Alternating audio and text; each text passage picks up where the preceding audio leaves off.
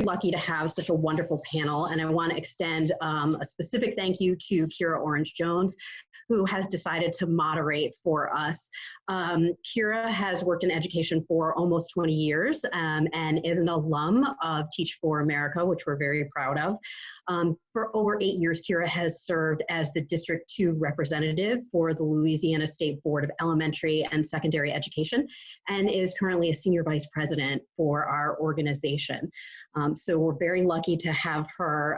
Kira may need to hop off a little bit early, so I wanted to let everybody know that ahead of time, but we do want to thank her for doing the moderating for us. The way that we're going to do this is Kira's going to moderate our panel, and then we're going to have a question and answer session. So if folks would like to, if you toggle to the bottom of your screen, you should see a little Q&A button.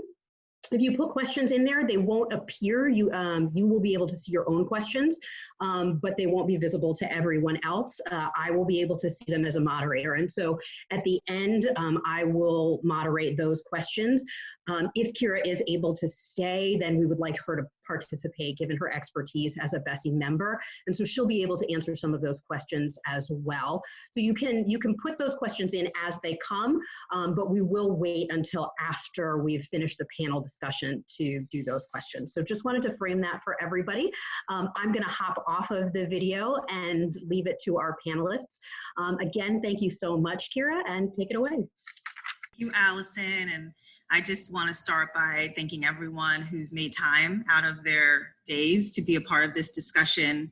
I'd be remiss to not start by just acknowledging the deep pain that our community and country is feeling right now amidst this crisis. And yet I just want to thank Joy for your leadership and your team for still finding the time to anchor us in such an important discussion, one that I know is consequential not only to I think, systems leaders across this community, all of our educators, families, broader community. So thank you so much for giving me the opportunity to be a part of such an important discussion centered on the myriad ways that education leaders are right now confronting this enormous challenge and preparing to serve students and families as best possible, given the concerns and constraints facing our system right now. I do want to start by just thanking our esteemed panelists today for taking time out of your days to be a part of this as well. I know your hands have been more than full, alongside many of our educators, many of whom are on this call, whose hands have also been very full. And I want to start by just giving recognition to the people who are on this call, dear colleagues. Ethan Ashley, President and District 2 Representative for the Orleans Parish School Board. Welcome. Thank you. Patrick Dobard, CEO for New Schools for New Orleans. Hey, thank you for having me today. Welcome. Kate Mehok, CEO for Crescent City Schools. Hey, nice to be here. And of course, your very own Joy Okoro, Executive Director for Teach for America Greater New Orleans. I'm going to go ahead and jump into our first question. There's a lot that we want to cover, and a couple of ground rules. What I'll say is, because there's so much ground to cover, and I think the most vital part of this conversation will certainly likely be the opportunity to open up for Q&A and ensure that participants have a chance to speak directly to our panelists. I will be asking questions, but assuming that no more than 2 people will have a chance to answer that question. Certainly, panelists, if there's something really weighing on your heart or mind or particular perspective that you feel you have to get in after we've had at least 1 or 2 people share, feel free, and we'll defer to you. But just know that in general, the expectation is not that every person answers every question, just so that we can make sure we cover as much ground as possible. So our questions are sort of segmented into areas, and we'll be covering topics ranging from distance learning and student engagement to funding related questions and teacher specific questions that are of course top of many people's minds. But I do want to start with just general questions. What I'd like to know from you, and perhaps Kate, I'd like to start with you, is what are you seeing as the greatest needs right now given the pandemic? Big question. From the perspective of both our staff and our families and our students, I think that the biggest need we've seen is just this needs that our kids always have, especially those, many of whom live at or below the poverty line. So I think there's some uncertainty about, where is my paycheck coming from? Did I just lose my paycheck?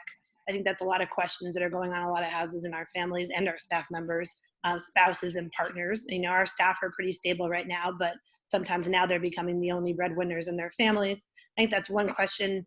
I think various degrees of sickness, it's a very different kind of social isolation if your family's healthy and you have some stability versus there's people in your family who are sick and you're not sure where your next meal is going to come from. So I think that the pandemic has just exemplified or just like magnified the needs of our families, and they're having the same needs that they were having a month ago. It's just more obvious to people and to us. Thank you. Patrick, would you like to speak to this from your perspective? Yeah. So all the things that Kate mentioned, we're hearing. I think there's also like a very significant, large need for hotspots. Just kids a lot of families that the majority of our schools serve don't have the technology in place in their homes to be able to just have access to access some of the online learning that's been made available. I think Chromebooks has been another thing that's been magnified. From the student perspective, and the family perspective, those are two areas that really have jumped out as a consistent need from many different individuals. Mm-hmm. Joy, I'd like for you to answer the next question, and then whoever else would like to answer as well. So where are you drawing hope and inspiration? I mean, these are just very hard times. Where are you drawing your hope and inspiration in a moment like this? You're muted. There we go. I would say two places. They're both personal, but one maybe personal and professional. So first is getting proximate to kids. So I have a 7-year-old niece, and so an hour every day I offer her math lesson. So when I was a teacher in Teach America, I taught math, and so I'm doing her math lesson over Zoom, and getting to see, my classroom has grown. 2 more of her classmates have joined my virtual classroom. And just to see how much kids love learning, despite like the world is insane around them, but they show up to Zoom very excited every day to do their math lesson of the day. And so I think it's just like a little personal joy that I'm getting from being able to spend this kind of time with my niece. And then the other personal and professional way is seeing what our teachers are doing. And we know, how we roll in New Orleans, but relationships are everything. And I think what this moment in time is illuminating something that we always knew was there, but is really, really present, is how much our teachers just love their students and how much they're giving of themselves, even though this pandemic is impacting them as well, to be in communication. Again, like Patrick said, and like Kate said, it's really challenging on the technical side of being able to like stay in communication, leveraging technology. But I know that our teachers are doing everything that they can to be in communication with their students. And I think that makes me both like proud and inspired. Right. And is it safe to assume that there are many educators of the 58 participants we have today? There are many teachers from the core or outside of the core who would be listening in right now? Absolutely. And so I say, we love you and we're grateful for you, is what I would say. On behalf of Louisiana, on behalf of the Board of Education, I want to say thank you so much for all of what you're doing. Sometimes teachers are not considered first responders. Educators are not thought of as first responders. At least they haven't until this moment. I mean, I think the entire construct of what people think of as educators may be different on the other side of this, given the extraordinary, heroic role that our educators are playing every day. So I share that when I want to say thank you to all of our educators out there. And I just want to take a moment to thank our educators who are parents. I think Yes. that doesn't get acknowledged enough. And, I have 3 kids of my own, and I'm the primary caretaker during the day while my husband's working. And it's not easy to homeschool, and then you have to teach other people's kids and figure out how to feed everybody. They all tend to be really hungry all the time. And so I think that sometimes people don't realize that about you teachers, majority of whom have kids in their own house, and they're still figuring out ways Joy said, of like connecting with families nonstop, and figuring out all the technology. Like it's been really inspiring. And so that's where I'm driving, you know, a lot of my inspiration from. Yeah, thank you, Kate. Would anyone else like to share what's inspiring them? Ethan, I'm coming to you next for the next question too, but feel free if you have something to share here as well, or Patrick. You can't have enough inspiration. I'll defer to Ethan. He hadn't gone yet. Go ahead, Ethan. Yeah, I think, you know, I just would echo what Joy said. I too have a third grader that gets up and is really excited about getting on, you know, with Google Classroom, with, you know, with this teacher. And, you know, I think I've learned so much about online learning, Lexia, and just there's so much that he's really enjoying in this moment. So, you know, I just want to thank our educators for the work that you all are doing. And then, you know, I think I'm also very much so involved in social media. And so just being able to, if you are putting out any type of content that is inspiring or, you know, just joyful in any form or fashion, I'm like really appreciating that. And, you know, I will admit that in this moment, I'm actually COVID positive. And so I am one of the few people who, you know, who understands what this looks like on a different level. So I want to acknowledge and really thank you all for the work that you guys are doing during this crisis. It's really, really important. Mm-hmm. Ethan, you are in our thoughts, and I appreciate you sharing that. And I will just say, my brother, I was watching you out there. You were out there, but we out there, right? On the front lines with our community, with your constituents, and thank you for all the sacrifices that you've actually made as a public official leading through this, which just want to say that I see you in that. So thank you, and I hope you're taking good care of yourself. I want to move a little bit to just talking about families right now. You all work with families in very different ways in your respective roles. Can you share a little bit about what you're hearing from families right now, about the experiences, what they're going through, how they're dealing with this very challenging time from your perspective, and how you're supporting them in your roles?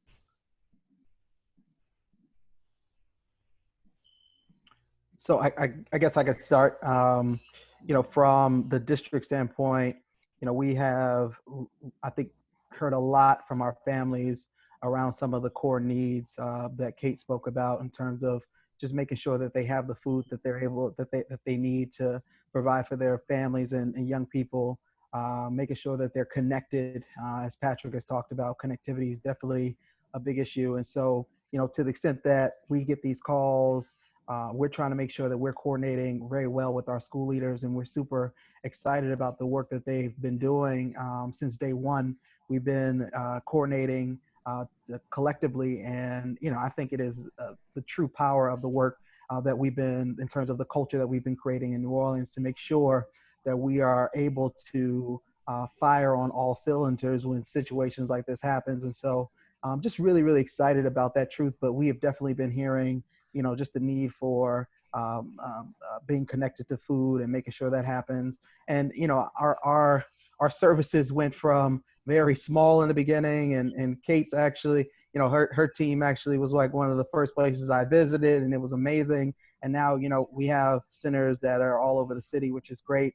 And I will tell you, we're also getting a lot of calls from neighboring jurisdictions who are asking us, you know, how are we doing this? And so, you know, it's definitely been hearing from families the need around connectivity and food and just those basic needs that Kate talked about. I think that we're using a lot of the same channels we used during the school year. So every single one of our kids has been assigned somebody in one of our schools. Sometimes it's their primary teacher, sometimes it's this counselor, sometimes it's a social worker, and at least once a week we're making contact with you.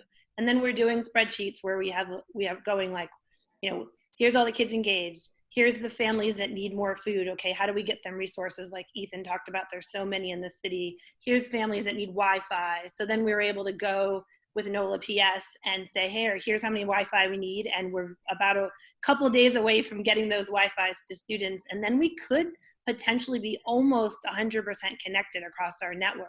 And that, I mean, I want to talk about that for a while. That is revolutionary to consider. And I have so many ideas of now things I want to do positive that this to come out of this with connectivity. But I think that that's touching base. And sometimes it is, we found out that mom is sick. And that's why, you know, the 7th grader hasn't been online. So let's make sure when we call, we're aware of that. So we're just doing a lot of the same things we do all the time, and then circling back with all of our support staff to try to figure out, do they need more than just a laptop? Is there something else we can help? And again, like, it's all about the relationships each staff member has with our families. And I think that's helping a lot. Thank you for that. So I'm going to shift us a bit, and our next group of questions are going to focus on distance learning and student engagement. And I want to start just with my own reflection, which is when, you know, all of this started to come to like the very beginning of the crisis now in the middle of March. And, you know, I'll be the first to share, and I'm sure many of us on this call at every level of the system would agree, like, we just weren't ready for it. Right? We weren't prepared, right, for this. I was faced with a set of decisions alongside many of my board members around how, you know, things like, should we actually cancel assessments for the year? And what is appropriate to expect of families and educators as it relates to distance learning, and what would be the obstacles. And we were trying to figure out what kind of guidance to provide along with the governor a few weeks back. And I, you know, did not know where to start. I called a very good friend of mine who happens to run one of the highest performing CMO networks in California. And he runs a network that some of you may be familiar with called Rocket Ship. And I called him because I just wanted to understand, here's an organization that has been working on kind of technology as a primary part of their educational model for years, right? That's part of, and I was trying to figure out from his perspective, what is he thinking about in terms of asking students to be asking students to do from home? What is he asking his families to do? And this is in a community, a school community where technology is a part of their model. And he said that what has been most surprising to him is that even in his model, where students have logins and work on computers every day and understand many of the different sort of more creative ways to think about instructional delivery, they were still just focused on basic student engagement, just getting students to sign on and want to come to school, right? And I thought he was going to tell me about rigorous instruction right away, and like, you have 100% participation, and we're trying to figure out how to measure. And he was like, Kira, we are just focused on student engagement. There's a basic beginning level of, we still have 30% of our students who we know and love, and these are families we're already connected to, and they have not logged on in a week, and we need to understand why. And that just sort of grounded me in the scope of the challenge when we think about 720,000 children across Louisiana, and what it means to really continue to deliver quality instructional experiences that begin with meaningful student engagement here in New Orleans. So I'd like to know from your perspective, tell me about the challenges that we face related to, providing distance learning to children. Of course, Kate, I'm going to start with you, but Patrick, I think you've already talked about a little bit of the broadband challenges. I'd like to hear a little bit more about that from you. Joy, from you, I'd like to know more about how you're supporting teachers in this moment. But what is it going to take to actually, assuming this is not going to change tomorrow, how are you thinking about the kinds of supports you need, and tell us about some of the challenges and opportunities you're facing as we move to this new reality?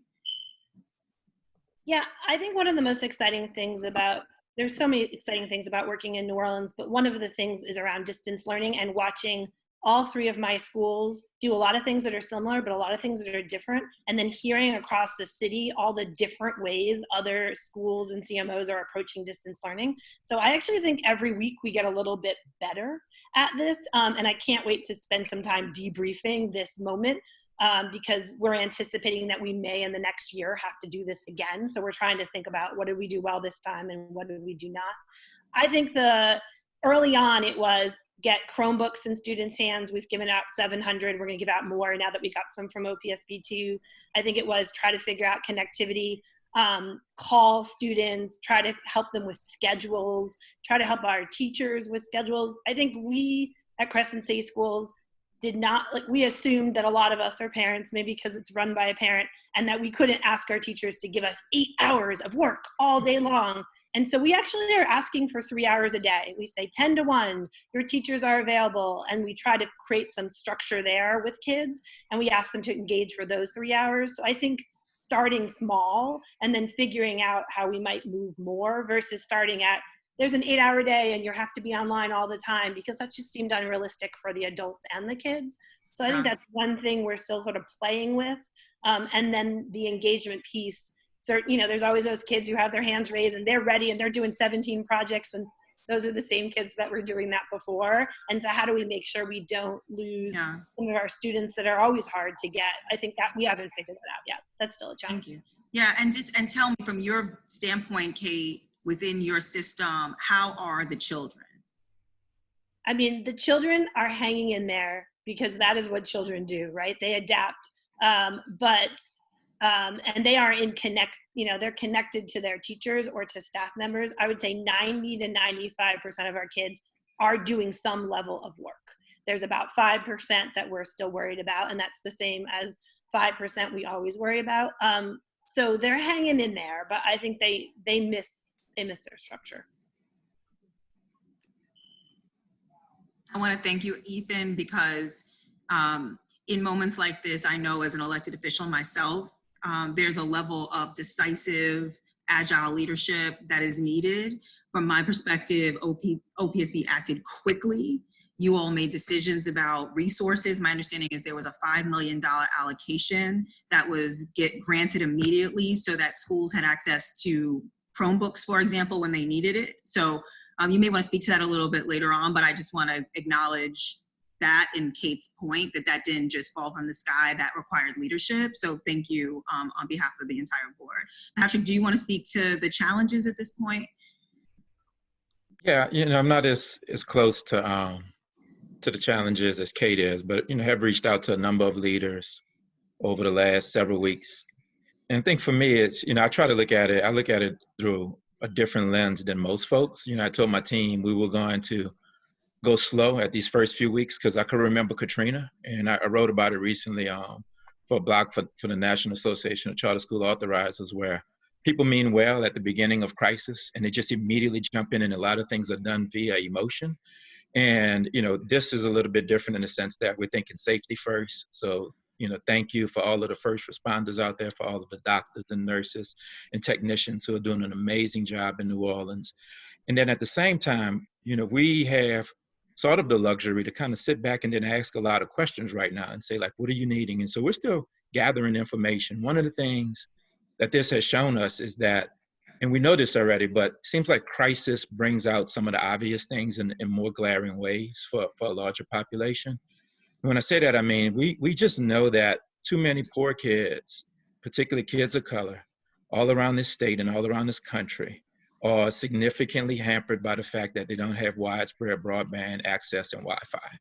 And so while it's beautiful that we're able to raise a large amount of money right now to get hotspots, that in a year, they won't have it. Like, how do we think about what's the systemic way to make this not something we do just because there's a pandemic and people have to be home, versus every child, particularly in an urban area like New Orleans, every family should have this access at their homes in order to enhance their educational experience.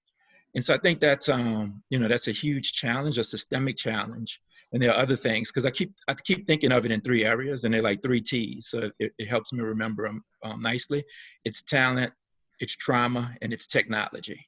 And in all those buckets, I feel like we can list out a number of things that's needed in order to make the experiences better for young people, not just for now and the next year, but just like for a number of years. And so, in the technology bucket, it's continuing to be access. It's continuing to be what are the ways to get the devices to kids? I was talking to someone for a while today that was saying, once we get them, how are you advising folks, or how's the district advising people to make sure that they distribute them safely? And so that goes into my mind around the trauma, like the psychological almost warfare that this hideous virus is placing on individuals, so that you want to deliver Chromebooks, but then you have to think about how you're delivering it, is extremely challenging. And so I just it's hard to isolate them, but I think from a technology perspective, access is the biggest thing, and how can you get broader access? Yeah. I mean, I think what I've been finding the most fascinating, now, again, I'm most proximate to teachers and understand the student and parent experience through them and through our many alum that run schools, but I've been most fascinated by things we already know to be true, but that this pandemic is opening and surfacing. So what resonates about what Patrick says is there is this phase one, right? Or this immediate, we have to make sure kids are fed. We have to make sure that kids actually have the devices. And when I think about my work and the work of Teach for America, it's been to actually sit back and deeply understand how we support that and help that. No one is better positioned than Kate running her school, the district, to help to figure out how kids get food. And so I think that the way that I've been orienting and been having my team orient is to think about the next phase and not losing the learning opportunity, because what's really fascinating is what do we want on the other side of this? What are the demands that we're going to make about what has to be true for kids that this moment in time is illuminating? And a lot of that has to do with equity. Everybody is at home, but everybody is not having the same experience at home right now. And again, that's probably something that we already knew. But this moment is really bringing out really, really small things. And so even when we get the Chromebooks in the hands of our kids, or when we get them access to the internet, there's this whole other body of work about the functionality, the evolution of teaching and learning that now needs to be synced up with distance learning. When I think about the way we coach and train teachers, they were equally as caught off guard, right? Because they weren't actually either set up to be leading in this way in particular. And so I just think I'm excited about thinking about the opportunity that this creates, even though it's something that's so devastating, and to figure out how we can play a significant role in supporting, I don't know, I guess what we're calling is sort of a one classroom at a time. If we can focus on the learning and the conditions that figure out what does it actually take to get a classroom as we currently imagine it back online. And what is there to learn? And then to Kate's point about that, that's going to look different. It's going to look different even within a network, schools within a network, and it's certainly going to look different across our entire system. But I think that there's this next body of work around establishing the floor. What do we have to understand to be true? What are the things that we can, I don't know, begin to pressure test even around productivity to the 3 hours a day versus the 8 hours a day point? It's just we should be asking ourselves different questions around okay, well, if kids actually can learn, or if my niece is able to pull off this lesson and learn expanded place value in 30 minutes, what does that tell us about how we're even orienting to the entire school day? And so it feels sort of counterintuitive in the moment, but definitely want to be focusing on the opportunities on the other side of this. And I also think that's probably a different topic we can talk about, but I think equity and then the mental health that we're going to deeply have to navigate on the other side. Yeah, I just want to jump in where Joy is, because I think my brain is also turning to what's next.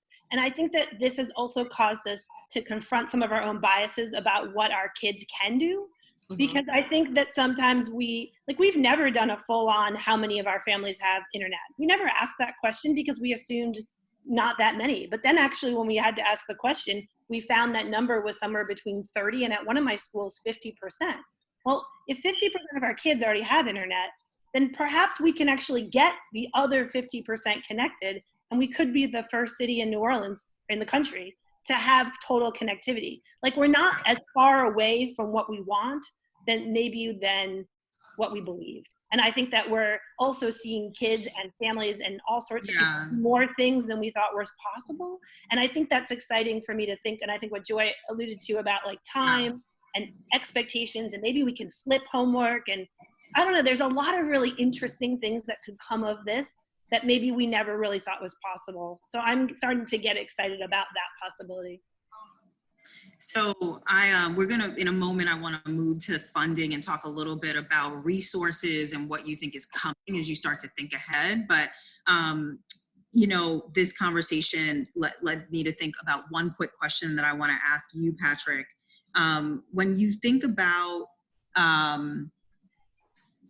you know, when you think, and this, and, you know, and Ethan, I think this could potentially also be for you as well. But when I think about the fact that we don't wear just one hat, right? Like, we wear multiple hats. We are educators or systems leaders in this case, many educators on the phone and others, supporters of educators. We are also members of a community. We are residents, right? We are family members. We are mothers. We are sisters, fathers, sons, you get it. There's lots of lenses to apply to this, but no matter how you cut it, the data is showing that certain subgroups of people, our most vulnerable people, people of color, low-income people, are being disproportionately impacted by this crisis, right? As recently as this week, so we had data that said 70% of the known cases of this have been people of color in our own community. If either one, and I think about that a lot as an elected representative of 450,000 residents across Louisiana, including most of New Orleans, where we have the hottest spot in the state. I'm curious how you are thinking about how that kind of inequity impacts the experiences of our young people right now. Yeah, you know, I'm thinking about it a lot too. I got it sitting on the floor right here. I was gonna hold it up. I started pulling out some books, and I found a book that I had by Huey Newton, and it was some of his readings and writings, and how even in the 60s and late 70s, you know, they were constantly challenging like the inequities in the system. And then I think, you know, like when you think like 50 years or so later, that they're still there. And for me, you know, I've been sharing with folks in different venues that one of the biggest regrets that I had when I was over to RSD was that I didn't push particularly white Republicans enough regarding the intersectionality of the work as it relates to education. Because I kept everything in a lane of, you know, choice, accountability, autonomy, and education is hard enough in and of itself. So it was just enough to focus on that. And those are the right things. And, you know, I love the fact that we have autonomy in New Orleans. And if you'd ask me why we were able to ramp up faster and better than every other parish in the state, arguably, it's because of the flexibility we have, because we're not one size fits all, right? We learn from each other and we move like that. But when I had that access to legislative power, which I have like now in a different, you know, venue, I never really pushed on Medicaid expansion, Medicare expansion, never really pushed on fair wages for women, so the moms and that serving our children don't have to work 2 and 3 jobs in the service industry that's now devastated in New Orleans. Never really pushed on, you know, the cost of healthcare, making sure that all these things that people thought of them not in isolation, but if you got the mom of 2 kids that's in public schools, a fair wage, she didn't have to work multiple jobs, or the father that's out there working with jobs and has good benefits. So now he can get proper medical screening, proper nutrition, etc. Then we're extending really the lives of families, not just in education, saying get a good education and you figure everything else out, but figuring everything out together. Fair housing, like there's the housing challenges we have. And so this makes me think how we cannot continue in education to keep the other systemic challenges isolated from what goes on, because when you think about who's most affected, it's the mom who's working like 2 jobs in the service industry in New Orleans who doesn't have stable housing, that's forced now to like be in a total lack of quality experience. It was already lacking and now it's even more acute. And then when you talk about like leadership, I'm worried because we just started getting to a good place where Black men in particular in education weren't just in the traditional dean of discipline roles, the coach, and those sorts of things. However, there are some that was in those roles that just recently passed away. So the numbers are small, and now we're losing them because of this pandemic, because a lot of them had diabetes, may have been overweight, whatever challenges, have asthma. And so, you know, it's just overwhelming thinking about it. And so for me and for our team, what I'm trying to encourage is let's not go back down the road of keeping these things isolated and really merge them together. And then when folks like you, Kira, and Ethan, and other elected officials start thinking about policy, we need to push, and you need to push as well, on how the intersectionality of all that can work for the betterment of the whole. Absolutely. And Ethan? I just want to say, I think Patrick's point of view is brilliant. You know, I'll go on to say that I think our school systems, you know, do their lion's share of supporting families and providing the safety net in ways that, you know, I don't think people were as familiar, and now we are very familiar that, you know, our schools provide food, shelter for the homeless, internet, healthcare, telehealth, you know, and expected to do physical, behavioral, and academic learning experiences. Like, it's, you know, all of these things fall under the role of our educators. And the truth of the matter is that shouldn't necessarily be the case. I mean, by and large, you know, if the safety net was in fact provided in a way where education leaders can focus the lion's share of their efforts on supporting the educational, you know, development of students, we'd be, I think, light years ahead. But our educators, and they do not complain in New Orleans. You will never hear them say anything about it, but they are asked to feed the kids. They are asked to make sure they're counseled. They're asked to be so many things in this moment. And I don't know if that is, you know, by virtue of how our system has worked in terms of picking up the mantle to do these things. But, you know, it does feel like in some form or fashion that other governmental agencies and supports need to help with our safety net to ensure that families are taken care of in ways that aren't just looked for in terms of the educational system to do the work on their behalf. Because right now, I think about two heroes, largely our educators and our healthcare workers. And our healthcare workers, they're very much so getting the much needed love and support in this moment. But our educators are definitely putting their lives on the line currently. And I, you know, I, Kate, we all know, like, I'm getting, and we are all getting, every time someone passes away, this is the hardest thing in terms of being an elected official. Has nothing to do with policy, has nothing to do with interacting with individuals. When someone dies, you have to try to pay homage to that family and their friends in ways that will be able to truly show them appreciation. And it is difficult in this moment, the amount of people we're losing, particularly our people of color. And so, you know, I'm definitely touched by this moment, and I am definitely looking and expecting for things to change within our system to allow for our safety net to extend in a way where there's not this vast amount of pressure on our educators to step up in this moment solely. But I do love them and really appreciate the work that they're doing. Mm-hmm. Thank you for that. So I want to ask at least one question about funding, and then we'll move on to teacher questions, because obviously there's so much to be said about the role our teachers are playing and the short and long term sort of impact that this may have on our teaching profession. But before I do, you know, there's a huge set of federal relief packages that our states are being granted now across many different dimensions of our systems. As it relates to our educational system in particular, we know that in the coming weeks and months, there will be relief packages in the form of a stimulus that will be deployed to school districts across the state. And of course, there'll be additional funds that will be left to the level of our department, and then also the governor to deploy to help with educational relief. And that down the line, there could be another stimulus, right? Given just the shortfalls that we're facing and the extreme economic crisis that will be caused as a result of this. So that's the big picture facing our state. What I would want to know from you is, when you think about the needs of the next 6 months, and this is really a two-part question, what do you think the most significant needs for those resources are? That's number one. And two, how are you from your vantage point, either advocating for or ensuring that teachers are actually having a say in where those funds are being allocated, especially given their frontline perspective right now and everything that they're learning relative to student needs and family needs? Who wants to go?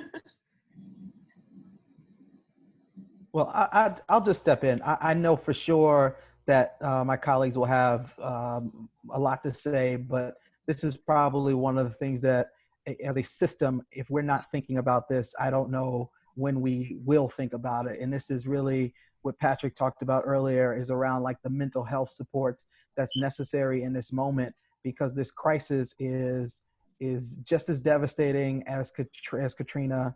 I mean, you have people who are isolated in homes where their family members are isolated, possibly dying by themselves in other rooms, having to continue to learn, and no one knows about it. And then you have to have a funeral in some instances with less than 10 people available. Like, it is the most traumatic experience for families and young people, and in general. And I just don't know, if we don't get the right types of mental supports for our young people and then our teachers, there is a level of definitely of like a burden that they feel in this moment, to have to teach as much as they can.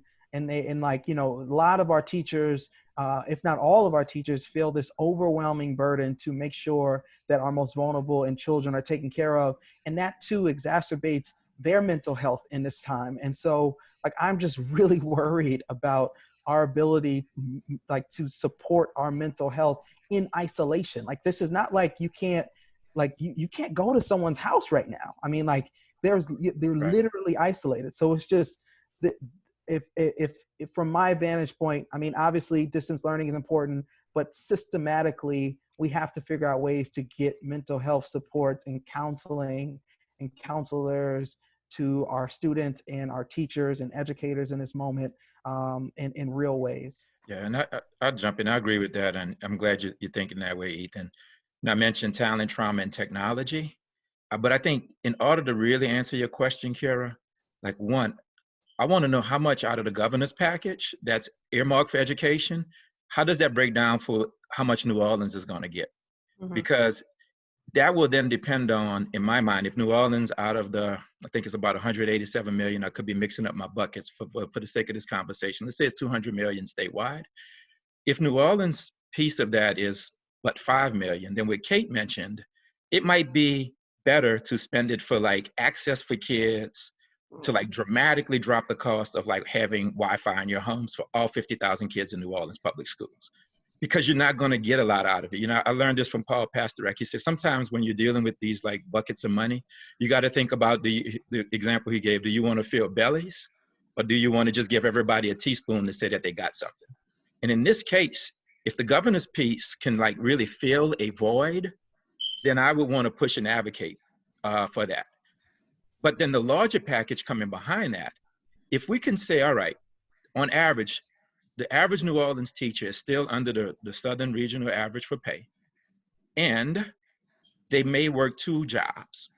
What if we said that because the data has shown us, and we know that, again, from the work that we've done around recruitment and retention, and the fabulous work that y'all have done with TFA and others, what if we could raise the salaries of teachers enough, or give the schools the flexibility to determine how they would use it, either as for pay raises for teachers so they don't have to work 2 jobs, and or to be able to hire more counselors and have counselors or mental health experts for their teachers going forward.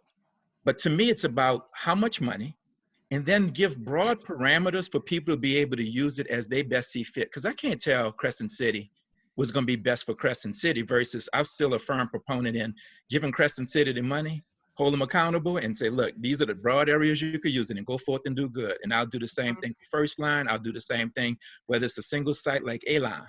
Because I know Melanie Askew has different needs with some of her student population than maybe Kate Mehok does. And so to me, it's how much money, and then we figure out if it's enough money to make really significant bang for the buck, still let the schools have the power and be able to dictate how they best can use that. But I think those broad areas of talent, trauma, and technology will be resonating clearly with them. Yeah. Yeah, I'm listening to Ethan and I'm listening to Patrick and I'm saying, oh yeah, we need this and we definitely need that. And then I also know the reality is I'm going to have significantly less money right now than I have this year to even do the minimum that I did the year before. So I think that's important to acknowledge. And I hope, Kira, that some of the stimulus money does make us almost whole. But at this moment, I'm about to put budgets together that have significant deficits. So trying to hold on to every teacher, try to figure out if we could even give them a raise, try to figure out how we can do those mental health supports and not have to lose people before I start thinking, yeah, I need to be paying people more. I need even more counselors. I need even more technology. So, I mean, without giving everybody a huge MFP lesson, like just recognizing like the tax base in New Orleans in the last couple of months, like we're not getting all this money. And that means the next couple of years, they're going to be really tricky for schools. But I do think there's a lot that we're already thinking about. And I shout out to NOLA PS, like they're really thinking about that too. And OPSB, like trying to figure out how do we use some of our reserves to help us, because in a couple of years, it will be better. But the next couple of years are going to be really tricky. So we have to be really strategic because I don't want to have less resources for my kids when they actually need more than they did 6 months ago. That's a real challenge that we're all going to face in the next couple of months to figure it out. Thank you. So I want to move us because I want to focus some time on our teachers, and Joy, I'd love for you to answer this next question. What do you believe teachers right now need most to grow in order to support, in many ways, a whole new range of skill sets in this environment as we... I think we lost them.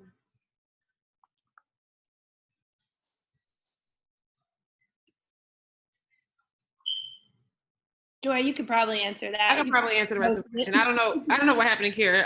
She went away, but so most basically, I think teachers need time and space. So I think they need the same thing that parents need. I think they need the same thing that kids need right now, which is just time and space to make meaning of the world that's happening around them. And I think when I talk to our teachers, when we survey our teachers, when we ask them what's going on, just like Patrick mentioned in times of crisis, like they want to jump in and they want to do whatever it is that they think that they need to do. But most importantly, I think our teachers that have been able to make pretty significant and meaningful process from like week 1 of quarantine to week 4 of quarantine are the folks who just took the time to take care of themselves. So that's the first thing.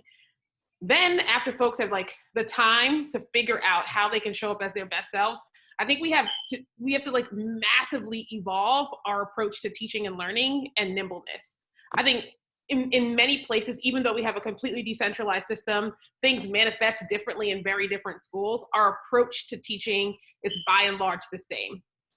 There's some version of showing up somewhere in the 7 o'clock hour, attending some version of a morning meeting, teaching your blocks, having some form of an advisory, and heading out. And I think what this moment in time calls for is us to just think a little bit differently and more nimbly about like how we can be leveraging technology, what we can be doing differently inside of the school building. And I think our teachers have the answers. And so what this moment in time has a potential to illuminate, if we create the spaces for teachers to play back to us what we're hearing when they're on Google Hangouts and Zooms with their students, is what can we do differently? But I think when we head into summer training, and you know how all of our schools, we bring our teachers back several weeks early and we get them ready for the school year, I think we need to completely be rethinking how we spend that time. And as somebody who does work heavily in the recruitment space, I know this is something we're also rethinking around summer training. So we know of the teacher shortage here in New Orleans. We know the need to bring in more teachers, which sort of gets really challenging given the funding responses that you all just heard, because what's happening with resources is actually going to be unclear for the immediate future. And so whether or not we even have the resources to be recruiting and then hiring the number of teachers that we already know that we need, we're thinking about how we train them differently, particularly in a world in which, you know, we have to think about what are we going to do for summer school? Are we going to do summer school? Are we going to do summer school and treat it as an opportunity for remediation, given we know that every student isn't having the same learning experience right now? And I think teachers play a significant role, because the quick answer, the quick response could be to sort of like leverage their leadership, which has the potential to result in burnout. Because who then does that summer school is really challenging. So I'm thinking a ton about whether or not teachers will actually have jobs, the ones that are currently in schools right now and the ones that we know need to come from a funding perspective, and then how we train and develop them given this new normal, if you will. Yeah, you know, I am the oldest 45-year-old person in America, and I learned how to use Zoom because someone gave me like step-by-step instructions with screenshots. And so we have a significant group of staff members who are north of 45 as well. And I actually think a lot of this, and we've been sort of doing technology with them, but like this became really clear at this moment that we need to invest in them as well, because they need to really know how to do this well. And so I think there's a lot of training in that area, and I'm going to go to all of it because we're not all, you know, doing the same. We're not all on the same page here. So I do think everything that Joy said, and then remember us old folk. Yeah. You put me in the mindset of our check-in yesterday on technology and the challenges. So I'm definitely in that over 45 crew. Got to learn.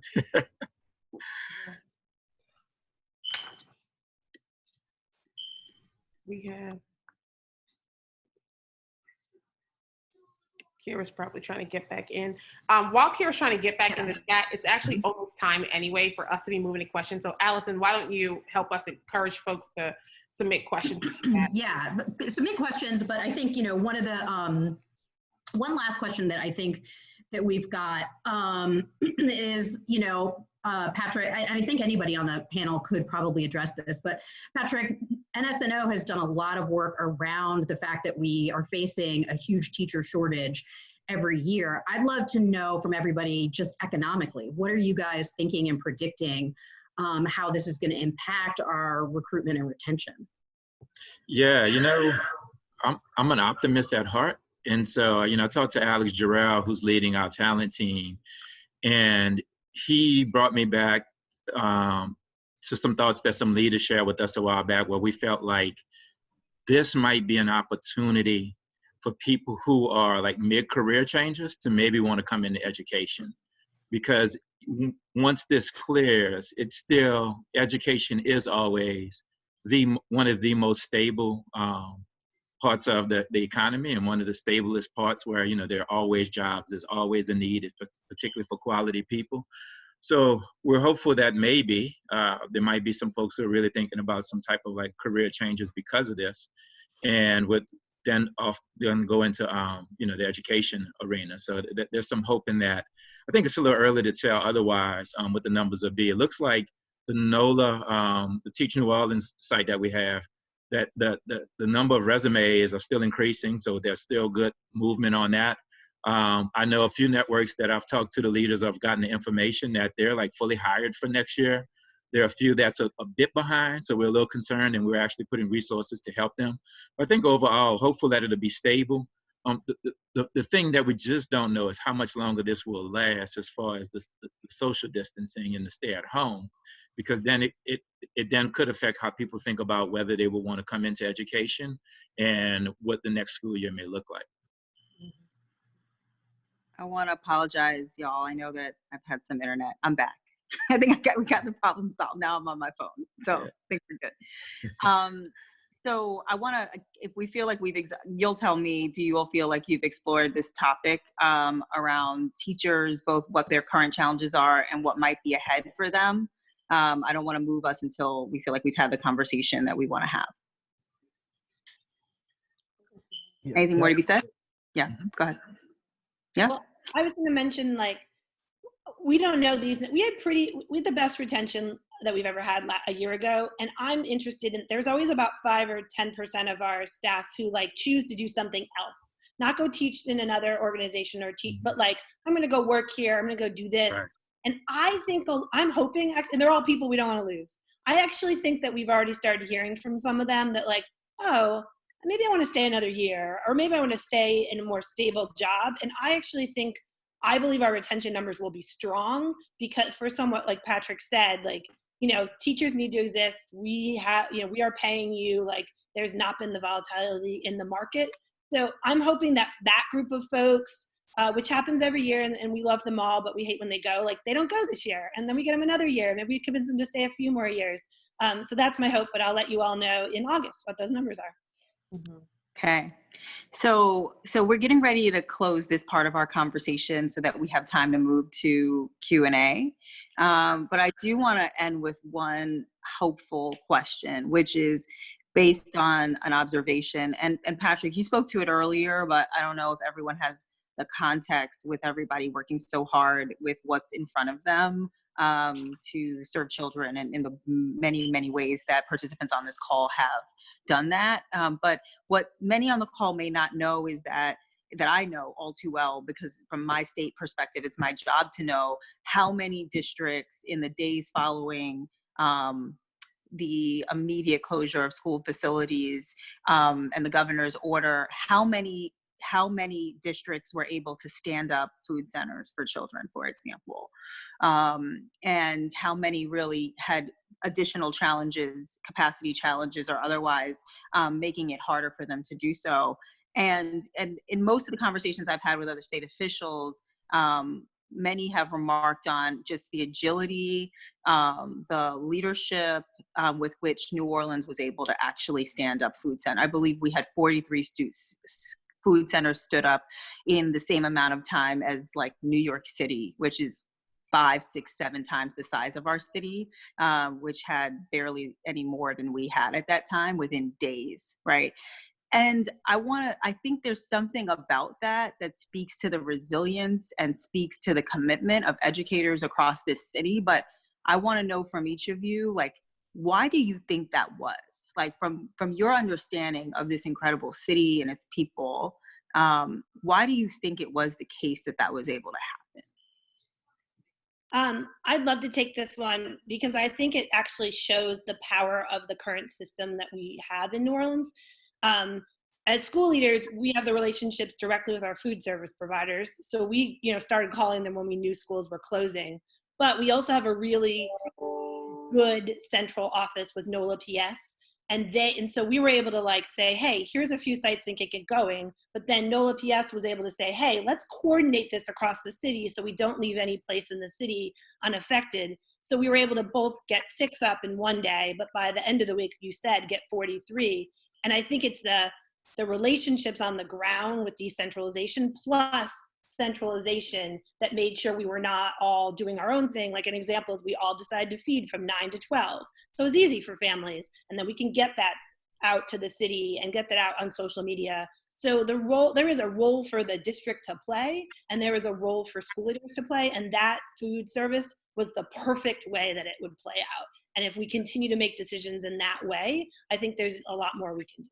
Yeah, I think couldn't have said it any better, Kate. And the way I've been describing it for a lot of people, is particularly outside of New Orleans, so they can understand the system. But I'm also realizing we need it in New Orleans.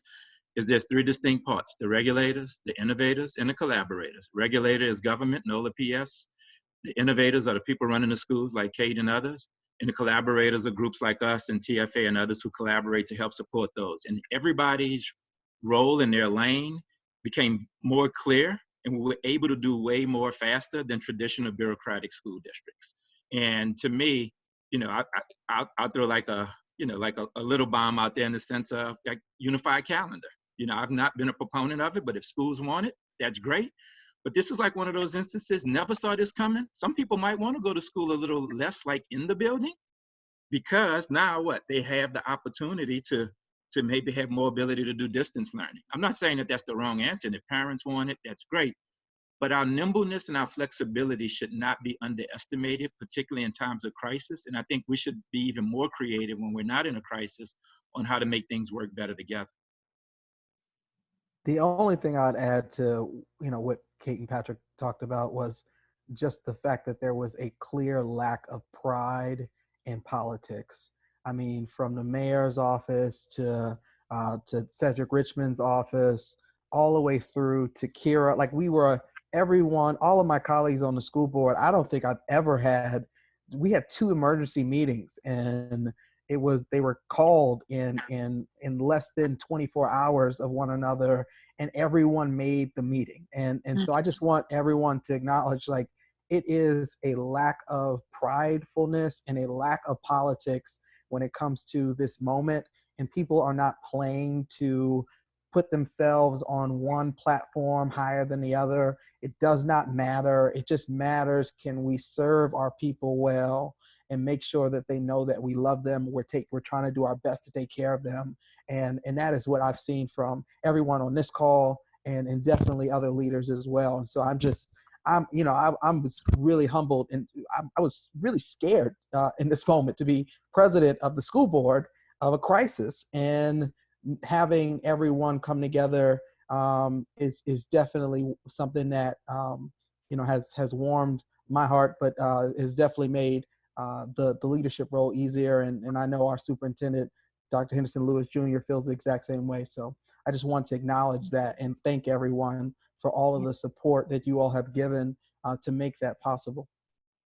Right. Isn't it? I think it's been said, courage is not the absence of fear, but it's doing something despite having the fear. And I think you just spoke to that, Ethan. Joy, I'd love for you to have the final word as our executive director. What is your greatest hope for how we might continue to evolve our approach to education on the other side of this?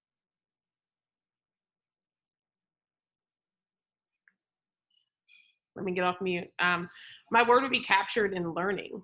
Like, there are things that we are learning that are being elevated at this moment in time, particularly around intersectionality, the ways in which crisis and real life disproportionately impact people of color. And then sort of the crisis moment is over, and then we sort of go back to our normal ways of doing things. But if we can figure out how to be creative, how we can keep equity front and center of our minds, how we can keep innovation at the top. It doesn't have to take a global pandemic, particularly if we have the conditions of a decentralized system to drive the change that we want to see, to make sure kids have access to an excellent education and an equitable education, not just an education, but one that actually puts them on a meaningfully different life path. We got to we got to learn the lessons and figure out how to do this outside of crises. And I think when I think about New Orleans, and this is my 12th year in education here in New Orleans, it's a good and a bad thing. It's almost like we know crises all too well, or we know trauma all too well, and we know how to pull it together. We know how to leverage relationships, and we know how to act in this moment, but we have to be able to act when it's not a disaster. And I think I'm optimistic because I think we can do it, and this is showing us that we can. So I want to thank you all for your candor and for such thoughtful reflections. Allison, I'm going to call on you to take us away with our Q&A section. And in a couple minutes, I'm going to have to step out. So I'm going to kind of fade to the back. I'll still be here for the first 5 minutes of it, but unfortunately I'll go after that. I'll give it to you. Great. Well, thank you so much for joining us and for moderating. So the first question is, what's going to be the plan for the next school year, balancing even more intense need to close an achievement gap that has just widened and allowing space and time in school for the much needed mental health services that will probably be required? You want it, Kate? And it's not directed to anyone. I was going to joke, oh yeah, I got the plan. We all have the plan. We've already figured it out. I think that's that's the question, right? And I think that we are getting pretty close in New Orleans and in the state to say, okay, we're probably not going back to school, right? So how do we continue good distance learning for the rest of the school year? So that's number one. What does that look like to make sure we celebrate all the milestones that we can with our students and families? And I don't run high schools, and there are a lot of reasons sometimes I say that's good. And I know this is one that's going to be really tricky on high schools, and then all the promotions and graduations and all the other great things that happen at the end of the year. So I think that's the first thing that's still on our mind. And then I just this week with my principals have started talking about, all right, so if we finish the year, what does it look like next year?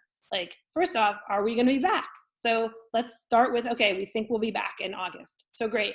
What does that look like? And then how do we anticipate that we might need to do this again? So what is like what Joy said, how do we reimagine staff training to make like think about the lessons we've learned and maybe adapt our classrooms in different ways, and then also be better prepared if we need to be home for a month.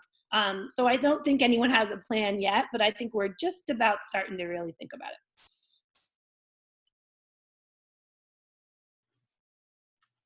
Great.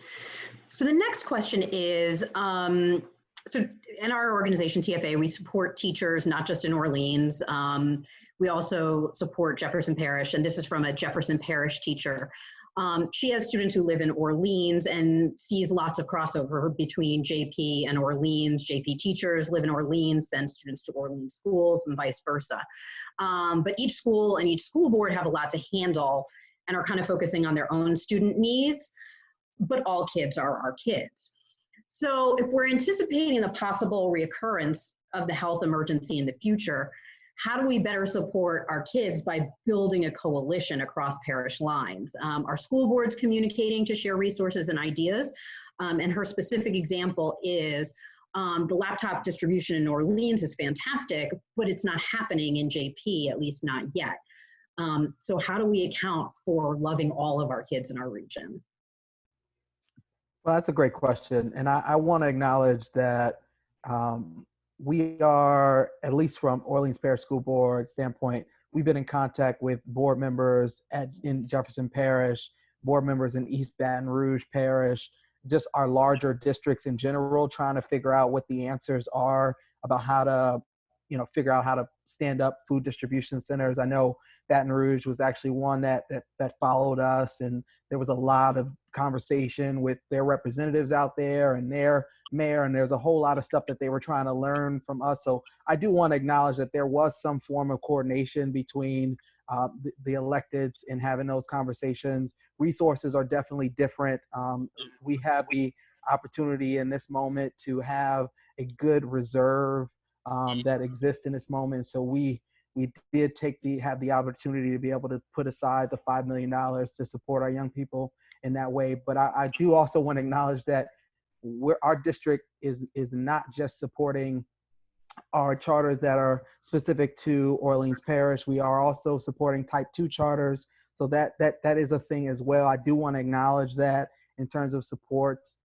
But at the end of the day, I think we definitely need to figure out ways to make that a little stronger across the board. Yeah, I can speak too. I appreciate the question, and I represent Orleans and Jefferson among four other parishes, almost all the way to Baton Rouge. And so the idea of collaboration feels very important. The idea of kind of scaling good things happening and figuring out how to sort of have a good system for lessons learned being scaled feels important. I would personally love to connect with whoever asked the question, because I'd love to be able to partner and work with whoever asked the question and Jefferson Parish to figure out the question about Chromebooks and see what's possible. So I don't know if that's possible, Allison, but if you could sort of, whoever asked that question, if you could have them directly contact me, I would love to work on this personally with you and pull in some leadership from Jefferson Parish and see what's actually possible. It was not an anonymous question, so I think that it will probably be okay if I share her name with you. That'd be great. And if not, right in the Q&A now. So Joy, this is probably going to be largely for you. How is TFA going to properly prepare new corps members if the training is only online? Very, very, very good question. One that we're grappling with both locally and nationally at Teach for America. And so we have made a decision that we are going to field a corps. In moments of crisis, but also in life, we need leadership, and it still feels like the right thing to do is to have really, really talented people enter into this work. That cannot be done haphazardly, though. And so that means that we have to think very creatively and strategically about how we prepare these teachers to enter into the classroom. So how we traditionally do it, which is by way of our Summer Institute, which is our boot camp of sorts that our teachers engage in, they will still be getting access to that training. And so all the same pedagogical knowledge that our teachers go through, anything from culturally responsive teaching to classroom and behavior management strategies, etc. What is different is that our students will not, our core members won't have an opportunity to student teach, which is something that they do for several hours over the summer. Part of that is because they can't. Like, lots of schools are still in the I don't know phase. And so similar to us, we don't know if we're gonna do summer school. We typically partner with Atlanta Public Schools, which is where our teachers train. Atlanta also doesn't know if they're gonna host summer school, given the endpoint of the pandemic remains unclear to all of us. And so we're kind of playing it ear by ear. We have a very clear decision point that our teachers are gonna train virtually, same amount of hours, same amount of time. But if we realize that we're gonna get summer school up and running here, there's an opportunity for us to think creatively about how we then get teachers inside of classrooms engaging with students prior to them entering in the first day of school. And then also, our teachers are always and typically teacher of record in the classroom, but it has to do with relationship and partnership. So connecting with our school partners and making a decision about the preparedness. One, I do fundamentally believe that we can adequately prepare teachers virtually, the same way I believe that there's a mandate on us to ensure that our students have access to a quality education, albeit virtually right now. So I think it's possible, but leveraging our school partnerships and our relationships to make a determination about how that best manifests inside of the school building come fall. But the fact of the matter is we just don't know what the fall will bring. And so more information on this topic as we get more information about the pandemic. However, I stand by and believe that we should continue to bring a leadership force of teachers, and so we will. We're planning to. Hey, Joy, Allison and I did our institute many, many years ago, but we do remember staying up super late. So I think you should definitely like call the core members at 2 a.m. and wake them up, get them some exam, so they're used to that, like what that institute is like. And, I'm sure you could think of fun ways to make it feel like the institute we remember. Definitely. House of Pies in Houston at 2 a.m. doing lesson plans. We've all done that. Yeah, back in the good old days. We've got another question. So how does the panel see the impact of COVID-19 impacting educational policy, both in Louisiana as well as nationally?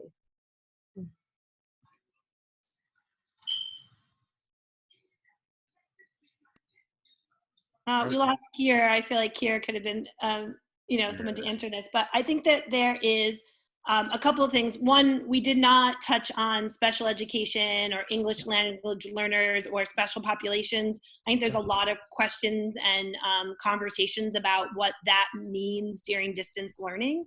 And I think we're all trying to figure that out. And watching the news, there's a lot of different things coming out of Washington around that. So I think our eyes are on that. That's more national, most of it. There's a little bit at the state. And then I think we're charters, right? So we're always wondering about accountability. And I know Ethan and OPSB is thinking about this. I know the state's thinking about this, but I do think that, that's a challenge for them to think about that and hold us all accountable academically. And what does it look around testing? So I know those are the two things that are definitely on our minds. Yeah. Yeah, I heard Rahm Emanuel say on a show Sunday that people are policy and vice versa. So your policy is really as strong as your people impact. And I think right now, I just would hope that we could get, federal assistance in a general enough form where then we can like really push for more local policy. For a number of years, people, we always talk about local control, and I firmly believe in it. So I think just the OPSB and OPS having the flexibility that they do, the way that they've been attentive, Ethan's shown great leadership in just a short period of time as board president, to really listen to the concerns that the schools have and really want to continue to make sure that we have frameworks in place to allow policy to serve kids well. But I think, again, the more flexibility we have with resources, then I think that'll help determine, what will be needed as far as a policy perspective in different areas going forward. Mm-hmm. So I think this one is for everybody. If you could reimagine how education for our kids could look, sky's the limit. How do you see it? I think, personally, just having the ability to do more personalized, individualized learning, and having everyone possibly having a tutor available for them in particular. But the truth of the matter is, and I think Patrick was talking about this earlier, Kate talked about it in ways that honestly kind of gave me a little PTSD around like the finances that is going, like the true implication of what is going to happen for Kate and our schools relative to finances. And so, we are, there's no signs that the CARES Act money is going to give us the Reimagine schools. That's not where we're at right now. And so the ask, I think, in this moment is there is a hope that there will be another wave of dollars, and that, I think, is a place where we could ask for more in terms of reimagining. But Kate and others and us as district leaders are really thinking about stabilizing and making sure we are able to take care of our most vulnerable in ways that we don't continue to exacerbate the achievement gap that exists in this moment. And so, to the extent that this virtual learning setting is able to differentiate learning in ways that allows for students to be able to be pushed in individual ways, that's great. But like, honestly, I just want to make sure that Kate has all the resources she needs to take care of all of her kids and all of her educators in real ways, because that is most important in this moment. I think the one thing that I would add is like what this is teaching me about like how learning happens, and it happens in a ton of ways. And I think one of my fellow panelists said this earlier, but sort of like school is everything. I think it was maybe Ethan. It's just like we get, childcare and mental health services and food. And not that we need to disaggregate all of those things, but it could, I've been playing a lot with the thought around childcare being separate from formal learning. So we know that parents need a break, right? So kids just can't be home all day while their parents are learning. But I've been fascinated by what kids are able to consume and the amount of time it takes them to consume it. And so does school have to be a 7 or 8 hour day? I don't know. What we do know is that we have this other stopgap around childcare and food and the services that schools currently provide. But when we think about like the collaborators, if you will, as Patrick mentioned, and we're all thinking about our roles differently, I think how we think about school can manifest a little bit differently, and kids can learn in other ways. If there were collaborators that were working on opportunities, which we already have, things like community centers, things like museums, but if they played a more formal role rather than an ancillary role to the education process, maybe the teaching profession even evolves itself, because it's not, a 7 to 8 hour day plus the planning plus whatever. And so I don't know, I just think we can get really creative, but that was a random thought that I had that I wanted to share. I think that one of the unexpected gifts of this moment has been my ability to spend time with my 3 kids and teach them. And my oldest is 12 and my youngest is 5, and I have a 10-year-old in the middle. And I've been a leader since they have been alive. And so now I'm back to being a teacher with them, and it's helping me really think about learning. Like somewhat disengaged 10-year-old this year, sits with a blanket over his head on the floor, and then goes in and works for 20 minutes, and out pops this really interesting paragraph that he produced. And there's a lot more going on in his head than maybe he's been showing me for a while. And so it makes me think a lot about what Joy has been saying, like, maybe we need to think about learning differently, and like, what are the ways that kids have been successful during this time? Because I would argue he's a kid who's actually doing more work than maybe he was doing when he was in school for 8 hours. And I know there are some kids doing less, and like, how do we maybe figure out like what each kid needs? So like personalization of learning means something a little different to me than it did 2 months ago, right? And that I think is going to make me a better leader and make us be thinking differently about school. So I'm looking forward to it. I think there's a lot to do, and a lot of really interesting things that could happen. Mm-hmm. Mm-hmm. Next question switches gears just a little bit. How do you see COVID-19 impacting testing scores and graduation rates?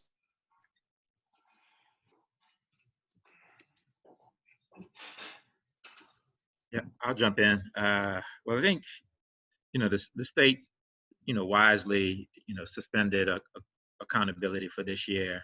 I think they're going to have to make a decision on whether or not, this year is just as if it didn't happen. And then as it relates to, I guess, like renewals and extensions going forward, the district will have to make a decision on what does that look like? Is it just like this is a missed year? And then in 20, what is it, would be 21, then you go off what data? Is it the 1921 data, don't worry about a 20, which didn't happen, versus do you start the clock over? We have some thoughts. I prefer to share it with Ethan one-on-one before I share it publicly. So not to put him on the spot, but that's going to be a challenge. So I would say it affects it, but one of the things, I'll tie this into the former question, I want to be mindful of our ground rules, is that the way I reimagine, it's a great opportunity, I think, to reimagine accountability altogether, because, Kate's on here, and I'm not saying it just because she's on here, but her schools have been in the top quartile for growth for a few years now in the city. But when we created everything, we just made everything, and it was easy for people to wrap their mind around letter grades, A, B, C, D. And if you're like a D or a high D, and you're in the top quartile of growth, then today people say, well, you're making excuses. Versus like, nah, like when you get 100 new kids and you lose like 5 teachers in critical areas, like every year, but you serve those kids regardless, and you're still in top growth, like that's phenomenal. And that's like what Havens has been doing, right? And so for me, it's like reimagining what can be some other measures of school success outside of like tests. Like tests are extremely important, and I want us to keep it. I'm ardent and will stay steadfast in that. But what are the other ways we can measure? And we've been toying with it at NSNO, how to quantify it in order to be able to then give money and test it. And so for us, it's a matter of like, what are some of those other areas? Maybe it's around asking an operator, if we give you money, do you have like supports for your teachers for like mental stability for your teachers? Or are you able to pay enough so teachers, none of your teachers, particularly in, let's say, core areas, don't have to work 2 jobs? Like, to me, that's reimagining, and then using resources to say, you know what? We want to help stabilize workforces. We want to help to create environments where teachers are happy and thriving. We want to be able to give the supports and not have people stressed out over a letter grade, but also knowing that they have to continue to move kids forward, and we can measure them on things other than grades, on standardized tests. And so it's forcing us to, like, in my mind, to like reimagine that, to figure out how we can then quantify it with the district so they can continue to hold schools accountable, and then schools feel like it's a fair, equitable system, that they understand the rules and continue to keep the privilege to educate kids going forward. Great. I think we have time for one last question, and then we'll go around and everybody can give like their closing thoughts. The last, and I apologize that we didn't have time to get to all of the questions. And thank everybody, I thank everybody deeply who did submit them. These are really good and thoughtful questions, and it'd be great if we had all day, but unfortunately I know like folks need to get to kids and dinner and things like that. So I think this is kind of taking, Ethan, something that you were saying. What can you take and lift from how you operated in this moment with sort of the lack of pride in politics that you mentioned, Ethan, and bring that into the new normal? And then once you've done that and learned from that, how is that sustained? Yeah, I think that's a great question. And, I think Joy was speaking to it earlier about the need to get us there, and the fact that, New Orleans is so used to responding to trauma and in ways that allows us to show up as our best selves in trauma situations. And so, I think for a lot of us, it is really just trying to get out of our own way to continue to think about, how we are going to be able to get out of this situation, because we're not out of the woods by any happenstance. I mean, we just understand very clearly the fact, what we're facing in terms of the pandemic. We know what it is. We're clear about it, but we don't have an end date. We don't know when we're going to get a vaccine.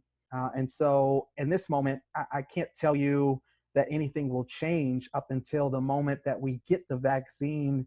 And even after that, I can't tell you that people will feel comfortable even interacting in non-social distance ways. I mean, I think there's going to be a real different, psychological calibration of how we deal with one another in a real way. And as a result of this, because people are passing away and people that we did not foresee losing because of there was no, health issues that we were aware of that would exacerbate them to the extent of being, having to be hospitalized and then lost.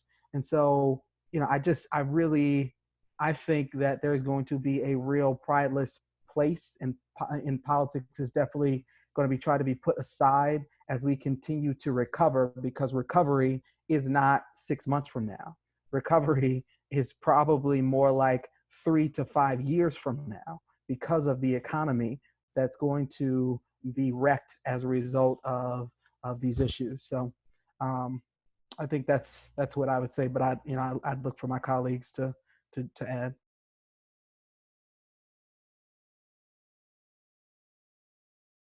I can say something and maybe make it my closing thought as well. Listening to everybody today and with Kira, the things that we have been able to do in the last 4 months are able to do because of the people on this call and people like them, all figuring out how to work in their area of expertise, but together. And if we can just continue that, because it wasn't like we weren't doing it, but we've been our best selves the last couple of weeks in trying to, like Ethan said, put away our egos and figure out how each of us can serve students and families in our own area. If we just keep doing that, then we're going to figure out the budgets, we're going to figure out the resources, we're going to figure out things, and we'll come out of this in a better place. So I'm just like, I think that we are on that path and we just have to keep doing it and making sure we're all pushing ourselves to do that together.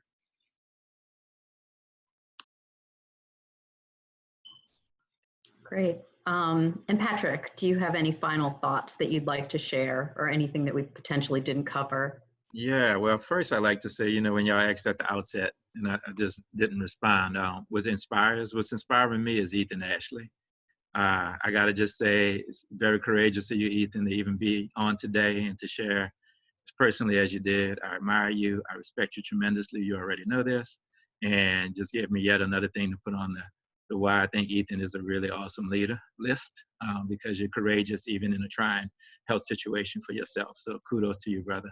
And the last thing I'd say is, some of you all may have heard me speak before, and I used to always add in when I was sharing with groups a thought that I had many years ago about there's a difference between living and surviving.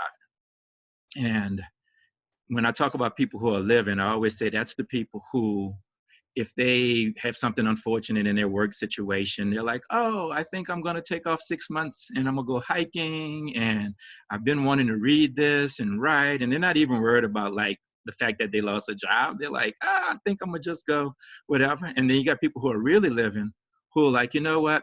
This thing is looking pretty bad. I'm going to go to my vacation home in the Northeast. I'm going to my little place in Montana or something. They're living lives that most of us, like I didn't even like fantasize about, dream about. Most of us are surviving, but there's like degrees of surviving. So some of us have like college degrees and master's degrees, yet we still work from check to check.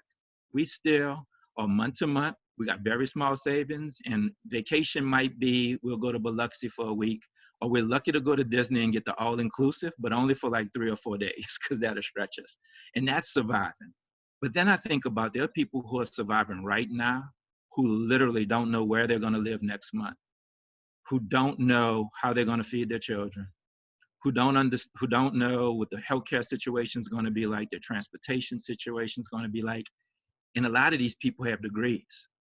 And then there's also another layer of surviving that don't have degrees, that are the kids that's in our schools whose parents were failed by the system years ago and maybe even currently in some situations. So I keep thinking that the acuteness of living and surviving that we have to do is break the systemic inequities to increase wages, to fix the healthcare system, to fix the housing situation. And in New Orleans, we can do it. Like we have enough in the education space where we've shown how to collaborate, how to put our pride to the side and really be solutions oriented to push and drive other areas of our society right in New Orleans to do that. And so I would just ask everybody, think about how you're living and how you're surviving and what you can do in your lanes in order to change it for the betterment of the whole of our city. So I look forward to us working together on that. Thank you so much, Patrick.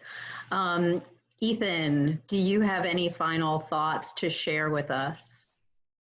I just want to say that, I really appreciate our educators. I'm really big on LOLing, which is loving out loud. And you don't know how long you have with people. And so, if you just haven't gone through your messages or just you're scrolling through or text someone, just tell someone that you love them, that they matter, because you don't know what people are dealing with, particularly during this isolated moment. I mean, you're not going to hear people are sick. People are just going to pop up and just not going to be here. And so just remember that. Please text somebody, let them know how you feel. So love you guys. Thank you guys so much for all you're doing. Joy, could you close us out, please?